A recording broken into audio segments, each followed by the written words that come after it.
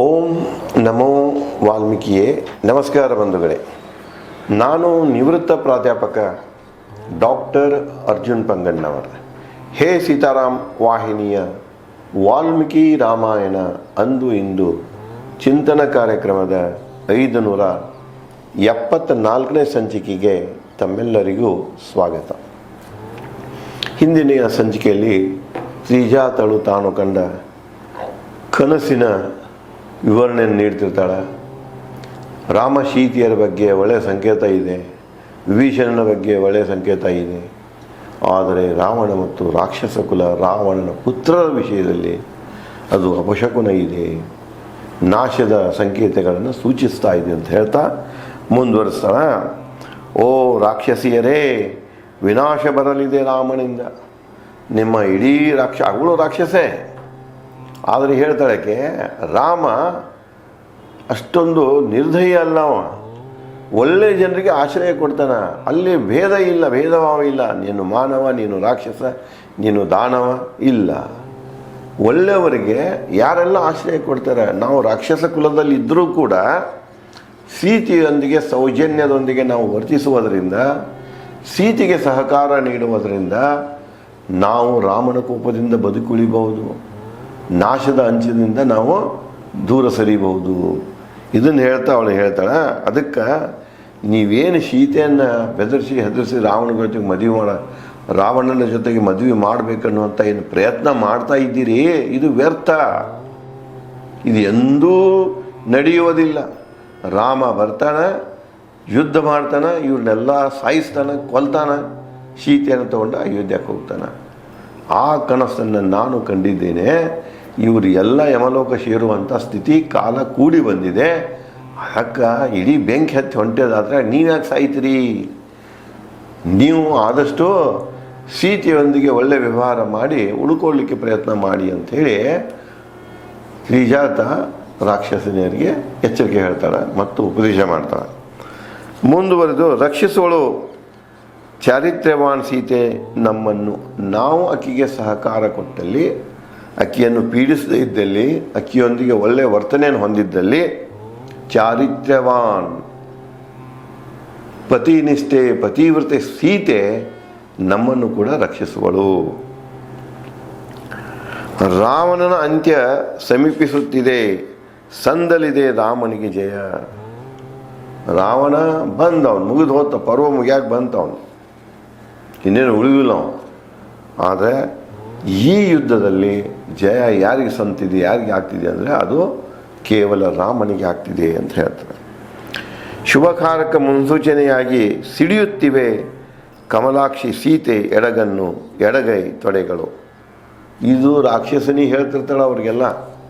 ನಾ ಕನಸು ಕಂಡಿದ್ದೇನೆ, ಕನಸಿನಲ್ಲಿ ಸೀತೆಗೆ ಹಿತ ಆಗ್ತಿದೆ, ರಾವಣನಿಗೆ ಅಹಿತ ಆಗ್ತಿದೆ ಅಂತ ಇದನ್ನೆಲ್ಲ ಹೇಳ್ತಿರ್ತಾಳೆ. ಸೀತೆನ ಬೆದರ್ಸಕ್ಕೆ ಹೋಗಬೇಡ್ರಿ, ಈ ವಿನಾಶದಿಂದ ನೀವು ಬದುಕುಳಿಬೇಕಾಗಿತ್ತಂದ್ರೆ ಸೀತೆಯೊಂದಿಗೆ ಒಳ್ಳೆತನದಿಂದ ವರ್ತಿಸಿರಿ ಅಂತ ಹೇಳ್ತಿರ್ತಾರೆ. ಅದೇ ವೇಳೆಯಲ್ಲಿ ಸೀತೆಯಲ್ಲಿ ಕೆಲವು ಶಕುನಗಳು ಕಾಣಿಸ್ಕೊಳ್ತವೆ.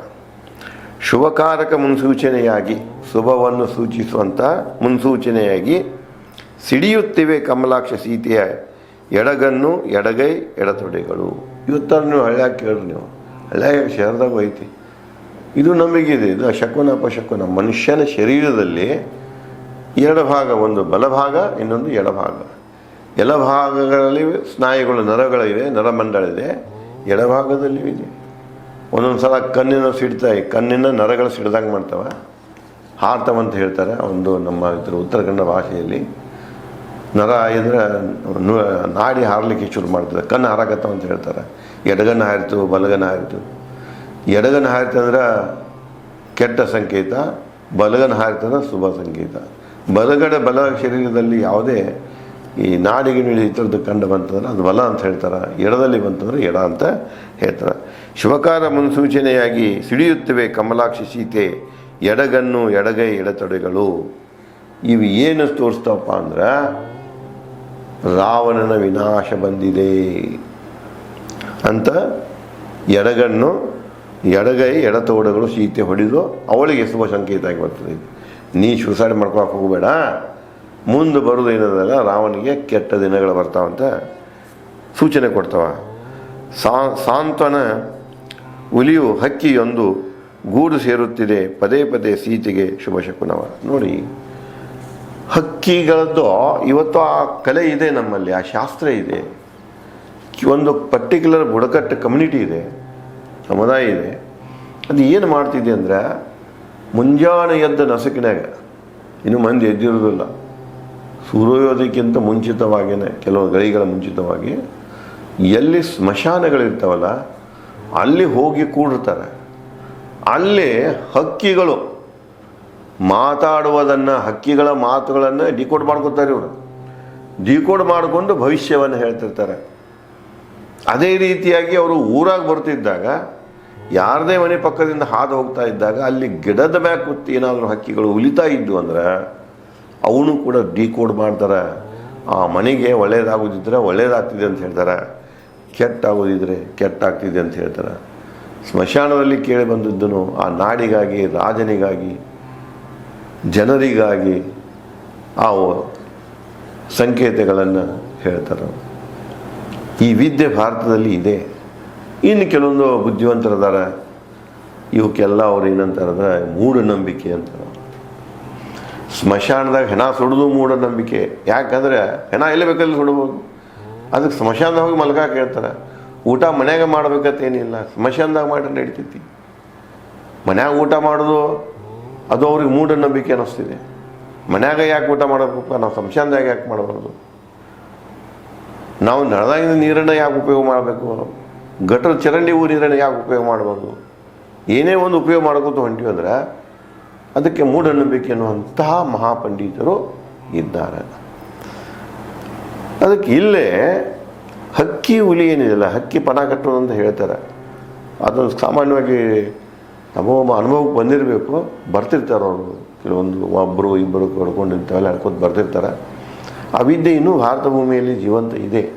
ಅದು ಒಂದು ಶಾಸ್ತ್ರ. ವೈಜ್ಞಾನಿಕವಾಗಿ ಅವ್ರು ಹಂಗೆ ಮೊದಲು ನೀವು ಹಕ್ಕಿ ನುಡಿಗಳನ್ನು, ಅವು ಮಾತಾಡೋದನ್ನು ನೀವು ಕಲಿಬೇಕು, ಡಿಕೋಡ್ ಮಾಡ್ಕೋಬೇಕು. ಪ್ರಾಣಿ ಪಕ್ಷಿಗಳೊಂದಿಗೆ ಮಾತಾಡುವಂಥ ಜನ ಇದ್ದಾರೆ. ಸಂಕೇತಗಳ, ದೇಹ ಸಂಕೇತಗಳ, ಅವು ಉಚ್ಚರಿಸುವಂಥ ಸ್ವರಗಳ, ಪ್ರತಿಯೊಬ್ಬರು ಸ್ವರನೇ. ನಾವು ಕನ್ನಡ, ಇಂಗ್ಲೀಷ, ಮರಾಠಿ ಅಂತ ಹೋಗ್ತೇವೆ. ನಾವು ಏನಿಲ್ಲ, ಸ್ವರಾಕ್ಷರಗಳನ್ನೇ ಇವೆ.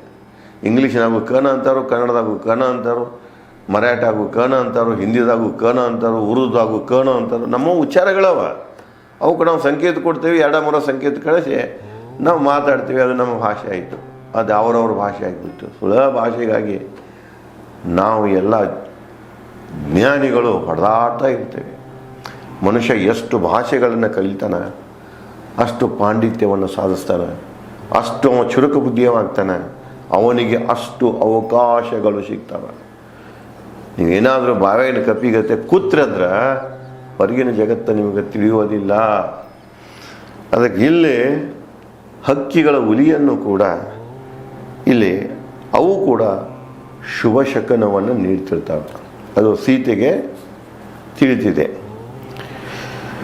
ರಾಕ್ಷಸಿಯರ ಬಿರುನುಡಿಗಳ ಮಧ್ಯೆ ರಾವಣ ಧಮಕಿಗೆ ಹೆದರಿ ರೋಧಿಸಿದಳು ಸೀತೆ ಕಾಡಿನಲ್ಲಿ ಬಿಟ್ಟ ಬಾಲಕಿಯಂತೆ. ಮತ್ತು ಮಾಲಂಕಾರ, ಕಾಡಿನಲ್ಲಿ ಬಿಟ್ಟ ಬಾಲಕಿಯಂತೆ. ನೋಡಿ, ಆ ಕಾಲದ ಒಂದು ಸಾಮಾಜಿಕ ಮಾನಸಿಕ ಸ್ಥಿತಿ. ಬಾಲಕಿಯರನ್ನು, ಬಾಲಕ ಅಲ್ಲ ಬಾಲಕಿಯರನ್ನು ಬಿಡ್ತಿದ್ರು. ಹೆಣ್ಣು ಮಕ್ಕಳು ಅಲ್ಲಿ ಏಜ್ನಾಗ ಋತುವತಿ ಆದ್ರಂದ್ರೆ 10, 11, 12 ವರ್ಷಕ್ಕೆ 13, 14 ತನಕ ಇರ್ತಿರ್ತಾರೆ. 11ರಿಂದ 13 ಸಾಮಾನ್ಯವಾಗಿ. ಅಲ್ಲಿ ಒಂದು ಸೋಷಿಯಲ್ ಸೈಕಾಲಜಿ ಇದೆ, ಮತ್ತು ಅದನ್ನು ಹೇಳೋರು ಇರ್ತಾರೆ. ಪ್ರತಿಯೊಂದು ಋತು ಚಕ್ರದಲ್ಲಿ ಅವರ ಏನು ಅವಕಾಶಗಳಿರ್ತಾವೆ ಪೂರ್ವಜರಿಗೆ ಹುಟ್ಟಲಿಕ್ಕೆ, ಅವು ನಾಶವಾಗ್ತಾವೆ. ಅದಕ್ಕೆ ಆದಷ್ಟು ಬೇಗ ಮದುವೆ ಮಾಡಬೇಕು. ಋತುವತಿ ಆದ ತಕ್ಷಣ ಹೆಣ್ಣು ಮಕ್ಕಳಿಗೆ ಮದುವೆ ಮಾಡಬೇಕು ಅನ್ನೋಂಥ ಒಂದು ನ್ಯಾರೇಷನ್ ಇದೆ. ಮುಂದೆ ಇನ್ನೊಂದು ನ್ಯಾರೇಷನ್ ಏನಂದರೆ, ಅವ್ರದ್ದು ಮದುವೆ ಬೇಗ ಆಗಲಿಲ್ಲ, ಇವಳು ಹಿಂಗೆ ಪ್ರತಿಯೊಂದು ಋತುದಲ್ಲಿ ನಮ್ಮ ಪೂರ್ವಜರನ್ನು ಹಾಳು ಮಾಡ್ತಾ ಹೊಂಟಾಳೆ ಇವಳು. ಪುನರ್ಜನ್ಮ ಮಾಡ್ದಂಗೆ, ಆ ಪುನರ್ಜನ್ಮ ಅವ್ರಿಗೆ ಸಿಗದಂಗೆ ನೋಡ್ತಾಳೆ ಅಂತ ಸೈಕಾಲಜಿ ಇದೆ. ಇದು ತಿಳ್ಕೊಂಡು ಏನು ಮಾಡ್ತಾರಂದ್ರೆ, ಅವಳನ್ನು ಒಬ್ಬ ಅಂದರೆ ದುರ್ದೈವಿ ಅಂತ ತಿಳ್ಕೊಂಡು ಕಣ್ಣು ಕಟ್ಟಿ ಅರಣ್ಯದಲ್ಲಿ ಬಿಡ್ತಿದ್ರು.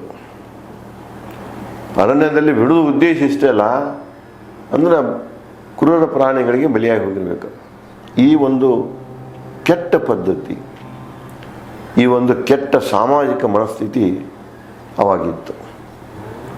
ತ್ರೇತಾಯುಗದಲ್ಲಿ ಇತ್ತು, ದ್ವಾಪರ ಯುಗದಲ್ಲಿ ಇತ್ತು, ಇನ್ನೂ ಕೆಲವು ಕಡೆಗೆ ಇವತ್ತು ಕೂಡ ಈ ಸೋಷಿಯಲ್ ಸೈಕಾಲಜಿ ಜೀವಂತವಾಗಿದೆ. ಅದಕ್ಕಿಲ್ಲೇ ವಾಲ್ಮೀಕಿಯವರು ಈ ಕಣ್ಣು ಕಟ್ಟಿ ಬಿಟ್ಟಂತ ಅರಣ್ಯದಲ್ಲಿ ಬಿಟ್ಟಂತ ಬಾಲಿಕೆಗೆ ಹೋಲಿಸುತ್ತಾ ಏನು ಹೇಳ್ತಾರೆ, ಯಾವ ರೀತಿಯಾಗಿ ಕಣ್ಣು ಕಟ್ಟಿ ಅರಣ್ಯದಲ್ಲಿ ಬಿಟ್ಟಂತ ಬಾಲಿಕೆ ರೋಧಿಸ್ತಿರ್ತಾಳೆ, ಅದೇ ರೀತಿಯಾಗಿ ಸೀತೆ ಈ ರಾಕ್ಷಸಿಯರ ಬಿರುನುಡಿಗಳಿಂದ, ಕೆಟ್ಟ ಶಬ್ದಗಳಿಂದ ರೋಷಿ ಹೋಗಿರ್ತಾಳೆ, ರೋಧಿಸ್ತಿರ್ತಾಳೆ. ಪಾಪಿಗಳಿಗೆ ಅಕಾಲ ಮೃತ್ಯಬಾರದು ಮನಸ್ಸನ್ನ ಹಿಡಿತಾಳೆ ಸೀತೆ. ಪಾಪಿಗಳಿಗೆ ಅಕಾಲ ಮೃತ್ಯಬಾರದು. ಕಾಲಿಕ ಮೃತ್ಯು ಅಂದ್ರೆ ಸಮಯಕ್ಕೆ ತಕ್ಕಂತೆ ಮೃತ್ಯು ಆಗೋದು. ಅಕಾಲಿಕ ಮೃತ್ಯು ಅಂದ್ರೆ ಏನೋ ಒಂದು ಘಟನೆಯಿಂದಾಗಿ ಮೃತ್ಯು ಆಗಿಬಿಡ್ತದೆ. 70 ವರ್ಷ ಸಾಯವ, 20 ವರ್ಷಕ್ಕೆ ಸತ್ತು ಬಿಡ್ತಾನೆ. 20 ವರ್ಷಕ್ಕೆ ಸತ್ತಾವ, ಅದು ನಮಗೆ ಅಕಾಲಿಕ ಮೃತ್ಯು ಅಂತ ಹೇಳ್ತಾರೆ.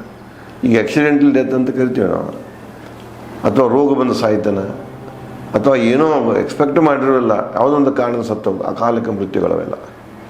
ಸರಿಯಾಗಿ ಏಜ್ ಆಗಿ ಏನು ಸಾಯ್ತಲ್ಲ, ಅವು ಸಮಯಕ್ಕೆ ತಕ್ಕಂತೆ ಕಾಲಕ ಮೃತ್ಯುಗಳವು.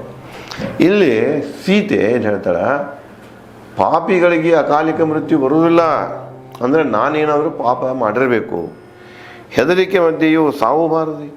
ಸಾಯ್ಬೇಕೇನಾಗುತ್ತೆ, ನನಗೂ ಸಾವು ಬರಬಾರ್ದಲ್ಲ. ಇದೆಲ್ಲ ನೋಡ್ಬೇಕಾದ್ರೆ ಹೃದಯ ಏನಾಗಿರ್ಬೇಕು, ನಿಂತು ಹೋಗ್ಬೇಕಾಗಿತ್ತು ನಂದ. ಅಲ್ಲೇ ಹೇಳ್ತಾಳೆ ಹಿಂದಿನ ಸಂಚಿಕೆಯಲ್ಲಿ ಹೇಳಿ, ನನ್ನ ಹೃದಯ ಬಹುತೇಕ ಕಬ್ಬಿಣದಿಂದ ಮಾಡಿರಬೇಕು, ಎಂದೋ ಸತ್ತು ಹೋಗಬೇಕಾಗಿತ್ತು, ಎಂದೋ ಫೇಲಾಗಿ ಹೋಗಬೇಕಾಗಿತ್ತು. ಬಾರದೆ ಬದುಕಿದವಳು ನಾ ಪಾಪಿ. ಅದಕ್ಕೆ ಇಷ್ಟೆಲ್ಲದರ ಮಧ್ಯೆ ನಾ ಬದುಕ್ತಾ ಇದ್ದೇನೆ ಅಂದರೆ ನಾನು ಮಹಾಪಾಪಿ ಇರಬೇಕು ಅಂಥೇಳಿ ತನ್ನನ್ನು ತಾನೇ ನೆನಪಿಸಿಕೊಂಡು ಪ್ರಶ್ನೆಗಳನ್ನು ಮಾಡುತ್ತಾ ಸೀತೆ ನೊಂದುಕೊಳ್ತಾಳೆ. ಅದೇ ರೀತಿ ಮತ್ತು ಸೀತೆ ತನ್ನ ಪ್ರಲಾಪವನ್ನು ಹೇಗೆ ವ್ಯಕ್ತಪಡಿಸ್ತಾಳೆ ಮತ್ತು ಮುಂದೆ ಏನು ಬೆಳವಣಿಗೆ ಆಗ್ತಿದೆ ಅನ್ನೋದನ್ನು ನಾನು ತಮಗೆ ಮುಂದಿನ ಸಂಚಿಕೆಯಲ್ಲಿ ಹಂಚಿಕೊಳ್ಳುತ್ತೇನೆ. ಧನ್ಯವಾದಗಳು.